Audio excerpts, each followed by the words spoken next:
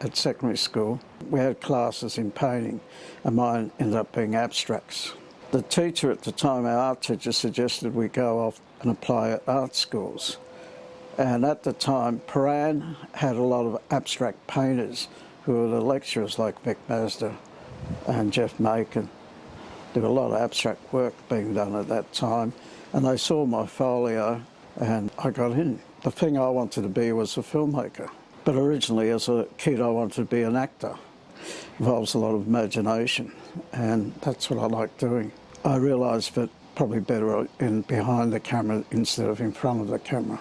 I got application forms for film school in Sydney. I couldn't afford it. You were required to type a certain amount of words. And I didn't have a car licence and I couldn't type. So I'd already failed the application without actually applying. So I just went along to Prahran, as my teacher at the time suggested. I got in on the strength of the abstract paintings. I like looking closely at things. I like travelling around, moving around. I like seeing small domestic things. And because I take a lot of photos, I don't put restrictions on myself. I do notice after thousands and thousands of photos that I am interested in certain type of things. Urban things, suburban things, small things. I realise I have a very wide interest. I put a lot on Facebook.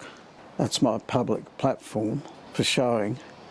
And it's terrific because it's affordable. You can instantly see what your picture looks like. I'm constantly composing when I take the photos. I'm constantly rejigging image and the colour and bringing out parts of the image you normally would be flat.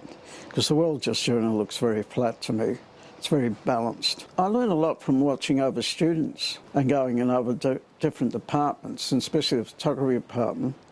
I remember going in with Jackie Middleman into the darkroom, and she was printing up her first colour photograph. And she was upset because the colour wasn't right for her. But I thought it was a fantastic little print. It looked very imaginative. It was fantasy. And it just looked good. And what I learnt there was that even accidents, things that you never think about beforehand, can actually work. And I noticed that a lot of photographers would be disappointed. They couldn't control their medium. And I learned that you can't always control your medium. You go with the medium. You work with what the best you've got. In prelim it was agonising. Some of the assignments were dreadful things to do. Colour wheels and things like that. I'm amazed I actually got through prelim year because it was really dull and boring. The other students were interesting and the lectures were interesting, but their assignments were like being in secondary school. And by then we had enough of secondary school. So I didn't really get the freedom until I went into first year. And I was placed in sculpture department, not in photography. But I did photography units with Paul Cox and Athol Smith and film appreciation.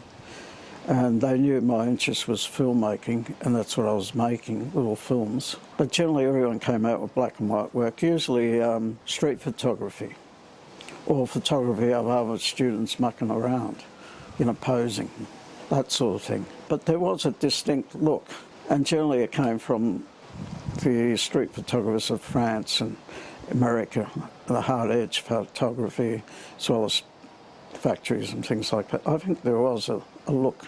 Because I've had more of a fine art training, I'm more interested in the actual image than the technical aspects of the cameras and equipment. But I know you always need to know enough to give you the result